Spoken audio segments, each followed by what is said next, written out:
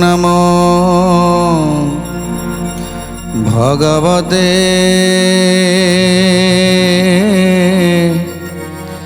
वासुदेवाय।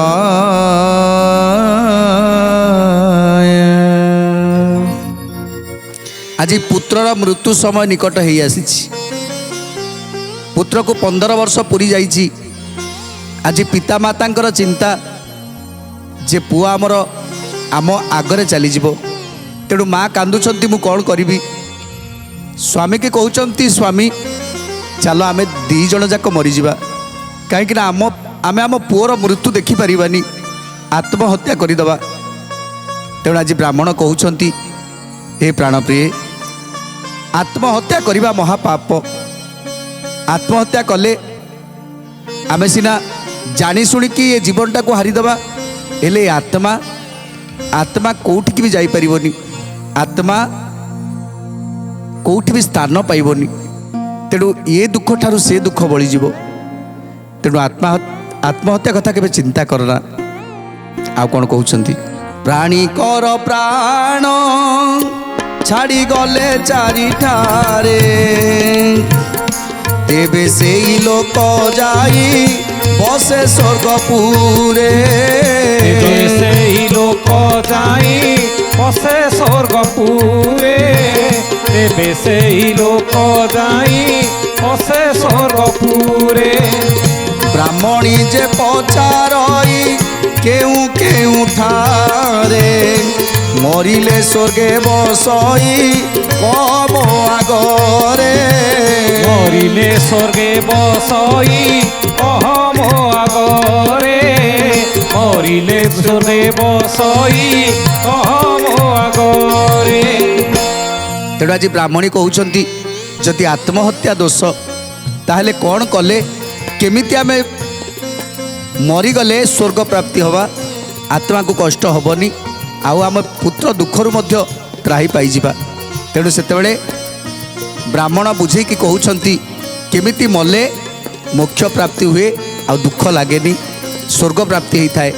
ब्राह्मण बइला तुई सुन प्राण सई पति घेनी सती जेबे अनले पसई। जय जय जगन्नाथ जगतर नाथ। जय जय जगन्नाथ नाथर नाथ। ताकू विष्णु लोक जे हुए परापत आहुरी कथाए तुई सुन गोसंगात। जय जय जगन्नाथ जगतर नाथ। जय जय जगन्नाथ नाथर नाथ। तेणु आज ब्राह्मण कहते हे प्राणप्रिय जितेबाला आम जानी शुणिकी आम आत्महत्या करती से दोष आमको लगे किंतु जदि जलुवा अग्नि रे पति पत्नी दुई जन जीवन हारी दियंती सेतेबेले दुई जन स्वर्गपुर को जाती सेतेबेले से आत्मा स्वर्गपुर को जाए। आउ जेतेबेले जने क्षत्रिय युद्ध करुथाए ता प्रजा मान को रक्षा करने हो कि निज को रक्षा करने हो क्षत्रियटी युद्ध क्षेत्र में युद्ध करुच्ची जदि युद्ध क्षेत्र में से अनेक लोक को मारी सारिबा परे तथापि से धैर्य रखी थाए आउ जदि से सही समय मरी जाए सी मध्य स्वर्ग प्राप्ति होता है। कौन कहते बहु मेले रही जे दान पुण्य करे एपरी लोक मरिले बसे स्वर्गपुरे। एपरी लोक मरिले बसे स्वर्गपुरे। एपरी लोक मरिले बसे स्वर्गपुरे। गंगारे जे लोक झास देव जानी करी बांछा सिद्धि प्राप्त रे बसे स्वर्गपुरी। जय जय जगन्नाथ जगतर नाथ। जय जय जगन्नाथ नाथर नाथ। तेणु क्षत्रिय है जदि युद्ध भूमि रे युद्ध करी करी मरी जाए सेतेबेले से मध्य स्वर्ग स्थान में बसी थाए। आउ बहु मेल रे रही जे दान पुण्य करुथाए जेते କଷ୍ଟ ହେଲେ ମଧ୍ୟ ସେ ଦାନ ପୁଣ୍ୟ କରୁଥାଏ, ସେ ମଧ୍ୟ ସ୍ୱର୍ଗ ଉପରେ ବସିଥାଏ। ଯେଉଁମାନେ ଗଙ୍ଗାରେ ଝାସ ଦେଇଥାନ୍ତି କୌଣସି ଦୁଃଖ ପାଇଁ ନୁହଁ, କେବଳ ମୋକ୍ଷ ପ୍ରାପ୍ତି ପାଇଁ ଯେଉଁମାନେ ଗଙ୍ଗାରେ ଝାସ ଦେଇଥାନ୍ତି ସେମାନେ ମଧ୍ୟ ସ୍ୱର୍ଗ ପ୍ରାପ୍ତି ହେଇଥାନ୍ତି। ଶୁଣିଣ ସେ ବ୍ରାହ୍ମଣୀର କିଛି ନ ସ୍ଫୁରି, ଚିନ୍ତା ଭରେ ବେନି ପ୍ରାଣୀ ହେଲେ ମଲା ସରି। ଜୟ ଜୟ ଜଗନ୍ନାଥ ଜଗତର ନାଥ, ଜୟ ଜୟ ଜଗନ୍ନାଥ ଅନାଥ ନାଥ। ତେଣୁ ଆଜି ବ୍ରାହ୍ମଣ ଆଉ ବ୍ରାହ୍ମଣୀ ଦୁଇ ଜଣ ପୁତ୍ର ଚିନ୍ତାରେ ଖାଇବା ପିଇବା ମଧ୍ୟ ଛାଡ଼ିଦେଲେ। ପ୍ରତିଦିନ ସକାଳୁ ଉଠିଲେ ରାତିରେ ପୁଣି ଶୋଇବା ପର୍ଯ୍ୟନ୍ତ କେବଳ ପୁତ୍ର ଚିନ୍ତା, ଯେ ଆଉ ଅଳ୍ପ ଦିନ ଭିତରେ ପୁତ୍ର ଆମର ଚାଲିଯିବ, ଆମେ ଦୁହେଁ କେମିତି ବଞ୍ଚିବା, କାହା ମୁହଁ ଚାହିଁ ବଞ୍ଚିବା। ଆମ ପୁଅ ଆମର ସବୁ ଭଲ ମନ୍ଦ ବୁଝୁଛି, ସକାଳୁ ଉଠିଲେ ପାଦ ସ୍ପର୍ଶ କରି ପ୍ରଣାମ କରୁଛି, କେତେ ହିତ ଉପଦେଶ ଦେଉଛି, କେତେ ସ୍ନେହ କରୁଛି, କେତେ ତାରି ମୁହଁ ଚାହିଁ ଚାହିଁ ଆମେ ଏ 15 ବର୍ଷ କେମିତି କଟିଗଲା ଆମେ ଜାଣିପାରିଲେନି। ଆଜି ଆମ ପୁଅ ଆମ ପାଖରୁ ଛାଡ଼ି ଚାଲିଯିବ, ଆମେ କେମିତି ବଞ୍ଚିବା। ତେଣୁ ଆଜି ଦୁର୍ବଳ ହୋଇଗଲାଣି ଶରୀର, ନ ଖାଇ ନ ପିଇ ଯେତେବେଳେ ଶରୀର ତାଙ୍କର ଦୁର୍ବଳ ହୋଇଗଲାଣି, ଦିନେ ଦିନେ ପୁଅ ଦେଖିଦେଲେ ଯେ ପିତାମାତାଙ୍କର ଆଖିରେ ଲୁହର ଗାର ସବୁ ପଡ଼ିଛି, ମୁହଁରେ ସବୁ ଲୁହର ଗାର ପଡ଼ିଛି। ତେଣୁ ଯେତେବେଳେ ଦେଖିଲେ ପିତାମାତାଙ୍କ ମୁହଁରେ ଲୁହର ଦାଗ, ସେତେବେଳେ ପିତାମାତାଙ୍କ ପାଖରେ ହାତ ଯୋଡ଼ି ବସି ପଡ଼ିଲେ ପୁଅ, ଆଉ ପଚାରୁଛନ୍ତି ମା ପିତା ଇଏ କ'ଣ ମୁଁ ଦେଖୁଛି, ଆପଣ ଦିନକୁ ଦିନ ଦୁର୍ବଳ ହୋଇଗଲେଣି, ଯେମିତି ଲାଗୁଛି ଆପଣ ଖାଇବା ପିଇବା ଠିକ୍ ସମୟରେ କରୁନାହାନ୍ତି, କୌଣସି ଏକ ଚିନ୍ତାରେ ମଗ୍ନ ରହିଛନ୍ତି। ଆଉ ଇଏ କ'ଣ ମା, ଯେମିତି ଆଖିର ଲୁହ ବହି ଏ ମୁହଁଟାକୁ ପୁରା ଭିଜେଇ ଦେଇଛି, ଯେ ତାର ଗାର ସବୁ ରହିଛି, ଦାଗ ସବୁ ରହିଛି, ଏଥିରୁ ଲାଗୁଛି ଯେ ପ୍ରତିଦିନ ତମେ କାନ୍ଦୁଛ। କାହିଁକି ମା, କ'ଣ ହେଇଛି ତମର, ମୋତେ ସତ କଥା କୁହ, କାହିଁକି ତମେ କାନ୍ଦୁଛ? ମାତା ପିତାଙ୍କୁ ଦିନେ ସେ ବୋଇଲାକୁ ମୋର, ଦୁର୍ବଳ କାହିଁକି ଦିଶେ ତୁମ୍ଭର ଶରୀର। ଜୟ ଜୟ ଜଗନ୍ନାଥ ଜଗତର ନାଥ, ଜୟ ଜୟ ଜଗନ୍ନାଥ ଅନାଥର ନାଥ। ଏଥିର କାରଣ ତୁମ୍ଭେ ଫେଡ଼ି କହ ମୋତେ, নইলে অনআজিন ভুঞ্জে কদাচিতে। জয় জয় জগন্নাথ জগতর নাথ, জয় জয় জগন্নাথ অনাথর নাথ। যেତେବେଳେ ପଚାରୁଛନ୍ତି ପୁଅ ମା ହେ ପିତା କୁହନ୍ତୁ କ'ଣ ହେଇଛି, କାହିଁକି ଆପଣ ସବୁବେଳେ ଚିନ୍ତାଗ୍ରସ୍ତ ରହୁଛନ୍ତି, ଆଉ କାହିଁକି ଏମିତି ଦୁର୍ବଳ ହେଇଗଲେଣି, ଆଉ କାହିଁକି ସବୁବେଳେ ଆଖିରୁ ଲୁହ ଝରଉଛନ୍ତି, କୁହନ୍ତୁ ପିତା, କୁହନ୍ତୁ ମା। ଯଦି ତମେ ନ କହିବ ନା ତାହେଲେ ମୁଁ ଆଜିଠାରୁ ଅନ୍ନ ଜଳ କିଛି ବି ସ୍ପର୍ଶ କରିବିନି। ଆଜି ସତ କହୁଛି, ମୁଁ ଅନ୍ନ ଜଳ କିଛି ସ୍ପର୍ଶ କରିବିନି। ମୋତେ କୁହନ୍ତୁ, ଯେତେ କହିଲେ ବି ପିତାମାତା କାନ୍ଦୁଛନ୍ତି କିନ୍ତୁ କିଛି ବି କହିପାରୁନାହାନ୍ତି। ଯେତେବେଳେ ପୁଅ କହିଦେଲେ ଯେ ମା ତମେ ଯଦି କାନ୍ଦିବ ତାହେଲେ ମୁଁ ମଧ୍ୟ କାନ୍ଦିବି, ମୁଁ କିଛି ବି ଖାଇବିନି, ଯେ ପର୍ଯ୍ୟନ୍ତ ମୋତେ ସତ ନ କହିଛ ସେ ପର୍ଯ୍ୟନ୍ତ ମୁଁ କିଛି ବି ଖାଇବିନି। ଆଜି ମାତା ପିତା ଦୁଇ ଜଣ ପୁତ୍ରକୁ ଜାବୁଡ଼ି ଧରି ଭୋ ଭୋ ହୋଇକି କାନ୍ଦୁଛନ୍ତି, ଯେମିତି ଅନେକ ଦିନର ଦୁଃଖ, ଅନେକ ଦିନର କଷ୍ଟର ଲୁହ ଆଜି ଯେମିତି ବହି ଯାଉଛି। ପୁତ୍ରକୁ ଜାବୁଡ଼ି ଧରି ଭୋ ଭୋ ହୋଇକି ପିତାମାତା ଦୁଇ ଜଣ କାନ୍ଦୁଛନ୍ତି। ପୁତ୍ର ଭାବୁଛନ୍ତି ନିଶ୍ଚିନ୍ତ ପିତାମାତାକୁ ବହୁତ କିଛି ଆଘାତ ଦେଇଛି, ବହୁତ କଷ୍ଟ ଦେଇଛି, ବଡ଼ କଥା ଗୋଟିଏ କିଛି ଅଛି, जोपाई पितामाता मोर दुई जन अधर्य होती। पितामाता लुह पोछीदे पचारे माँ मत सत कुह मु पूरा तुमर ज्ञानी पुह तेणु मो आगे तुम सत कहबनी। तेणु आज पितामाता कहते बाबूरे गोटे कथा आम मन को आज भाराक्रांत करुच्ची आमको अनेक कष्ट दौची। से कथा कहीदेले तो पाद तलु माटी खसीज रे बाबा, पाद तलु माटी खसीज। पचारुंट पुओ कहतु पिता कौन है मत कहतु सत कथा कहतु मु केबे अधर्य हेबिनी। आपण तो जानी मु केते धैर्यवान तेणु मु जमा भी विचलित हेबिनी। सत कथा कौन कहतु। पितामाता कहते बाबूरे आज तोते 15 वर्ष पूरी गला आउ मात्र गोटे वर्ष परे तोर मृत्यु हो जीव। चमकी पड़िले पुओ तांकर चमकी पड़िले कौन कहूच माँ। तेणु पिता कहते हाँ रे बाबा देवदेव महादेव पाखरे मु केते मानसिक करी तोते पाइथिली आ देवदेव महादेव मते वर देइथिले जे तुमर गोटे पुत्र संतान जन्म हब किंतु तार आयुष मात्र 16 वर्ष हब। ज्ञानी पुत्रटीए हब विद्वान हब हेले तार आयुष मात्र 16 वर्ष हब। आज तोते 15 पूरी जाइछि आउ मात्र गोटे वर्ष ए गोटे वर्ष आखि पिछुड़ा के चली जीवो। तापरे आमे दुई जन केमिति बंचिबू का मुह चाहि बंचिबू सेई कथा ही भाबी आमे कांदी होचु सेइति पाई आमे झुरी होचु। ए कथा सुनी आज 3 जन को आखिरे लुह। ए आसुनी माता पिता कहिले बचन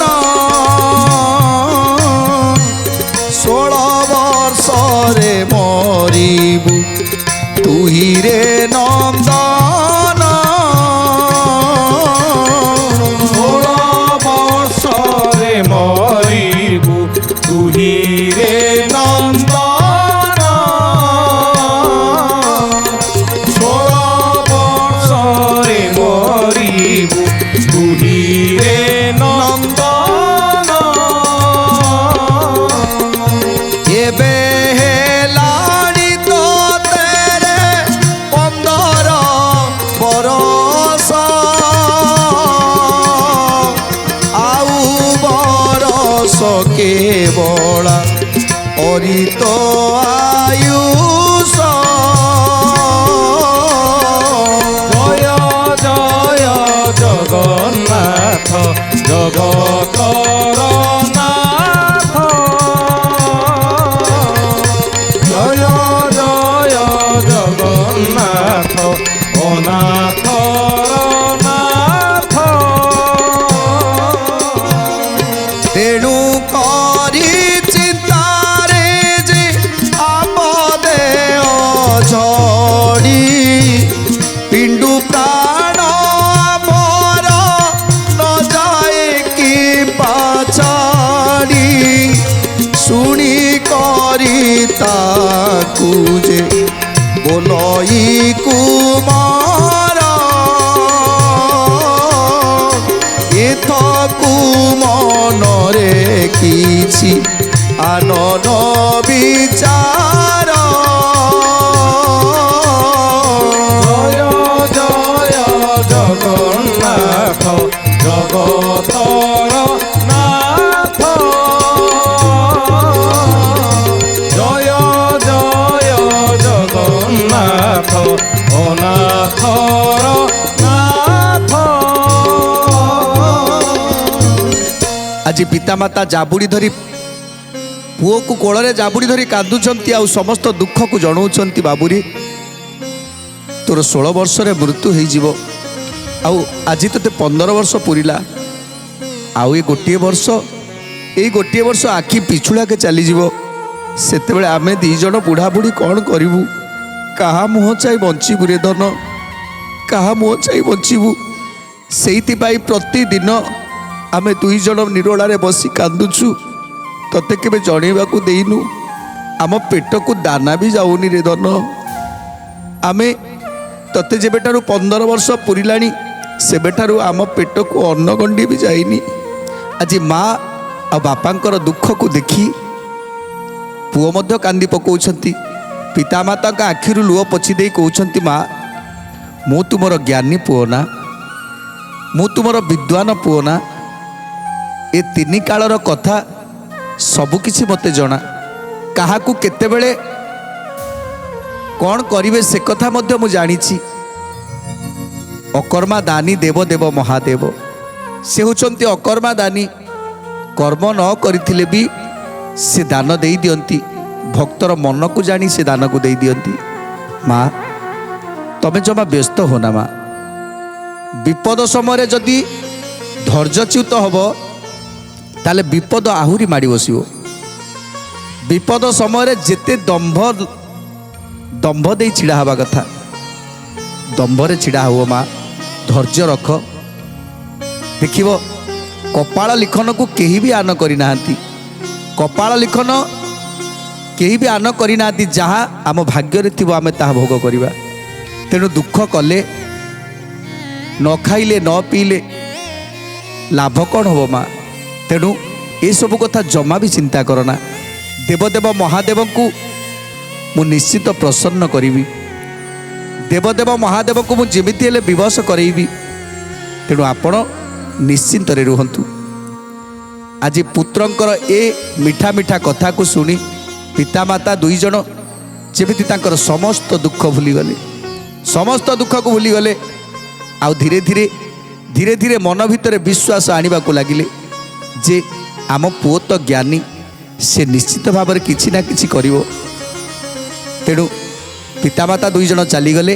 ଯେତେବେଳେ ପିତାମାତାଙ୍କର ଦୁଃଖ ଦେଖିଲେ ସେତେବେଳେ ଆଜି ବାଳକ କାନ୍ଦି ପକାଉଛନ୍ତି। ଆହା, ଆଜି ମୋ ପିତାମାତାଙ୍କ ଆଖିର ଲୁହ ମୁଁ ଦେଖିଲି। ମୁଁ କି ପୁଅ ଯଦି ପିତାମାତାଙ୍କ ଆଖିରେ ମୁଁ ଲୁହ ଦେଖୁଛି।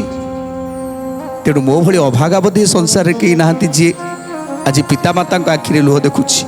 ଯଦି ମୁଁ ସୁପୁତ୍ର ହେଇଥିବି, ମୁଁ ଯଦି ମୋ ପିତାମାତାଙ୍କୁ ମନ ପ୍ରାଣ ଦେଇକି ସେବା କରୁଥିବି, ପୂଜା କରୁଥିବି, ତାହେଲେ ମୁଁ କେବେ ମୋ ପିତାମାତାଙ୍କ ଆଖିରେ ଲୁହ ଦେବିନି। ଆଜିଠାରୁ ମୋ ପିତାମାତା ଯେମିତି ଆଉ କାନ୍ଦିବେନି। ତେଣୁ ଆଜି ଏ କଥାକୁ ଚିନ୍ତା କରି ବାଳକ ସଙ୍ଗେ ସଙ୍ଗେ ଚାଲିଗଲେ ସେଠାରୁ। ଚିନ୍ତା କରିବାରେ ଆଉ ନାଇଁ କିଛି କାର୍ଯ୍ୟ,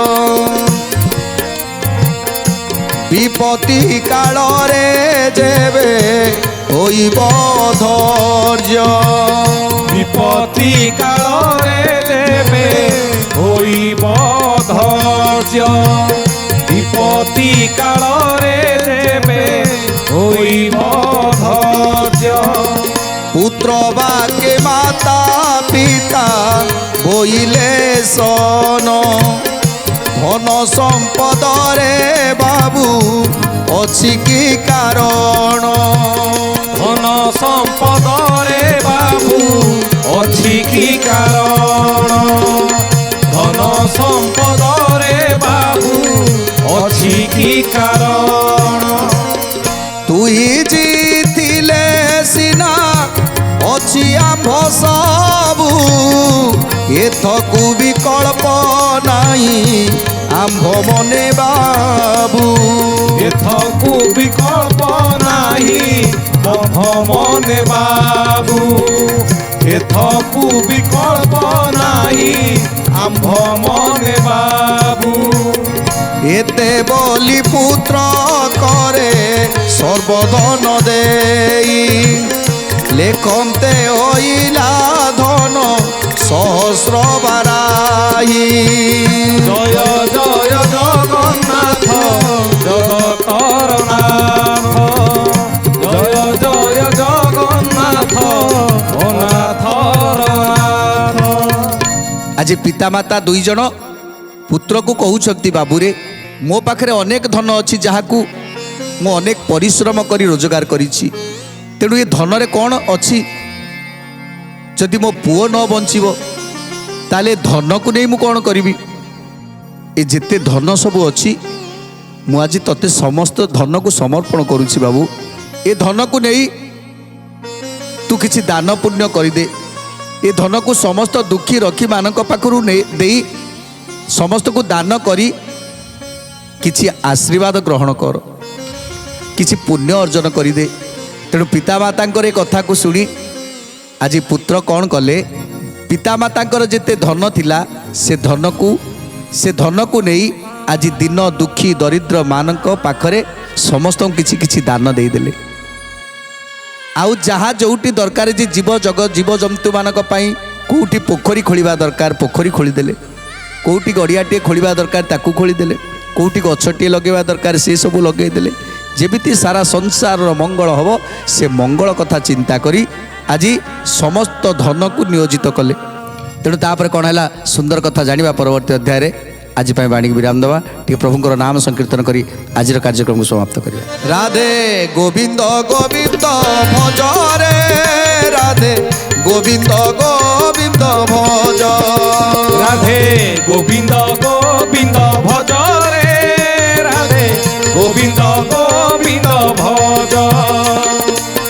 গোবিন্দ নামটি সংসারে সার, গোবিন্দ নামটি সংসারে সার, গোবিন্দ নামটি সংসারে সার, গোবিন্দ নামটি সংসারে সার, গোবিন্দ নামরে ভজ, রাধে গোবিন্দ গোবিন্দ ভজ, রাধে গোবিন্দ গোবিন্দ ভজ রে, রাধে গোবিন্দ